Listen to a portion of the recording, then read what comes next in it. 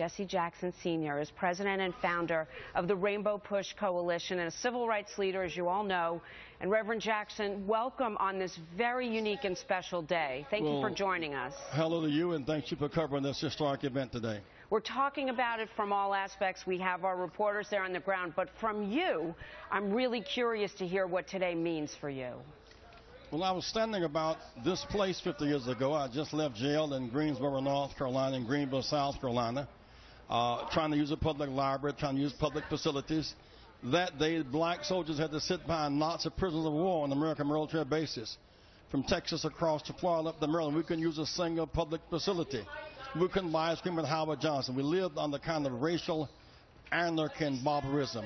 And people, black, white, and brown, determined that was not right, not good, and that had to end. It did not end until the next year. John Kennedy was killed. Lyndon Johnson guided us through legislatively to a Civil Rights Bill of '64. That was that dream. Then the right to vote was the next dream. After all, in the South, blacks could not vote. White women could not serve on juries. There was no woman on the Supreme Court. 18-year-olds could not vote. You couldn't vote on college campuses. You could not vote bilingually. That was a dream. And then fair housing in Chicago. And then the Populist campaign. Then the dream of '68 became one of great despair. He felt that shifting from the war on poverty at home, the war in Vietnam was the wrong thing. There was too much war abroad, ignoring poverty at home he thought was immoral. He left. He died very pained about that choice. Reverend Jackson, many of the people that showed up that day had dreams of their own, and they were inspired. What do you think the motivation is for the people who are showing up today?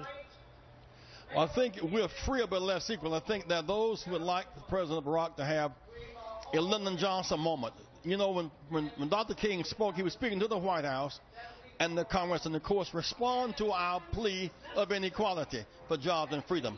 So Johnson's response was, the right to vote. Today we need the Constitution to protect the right to vote.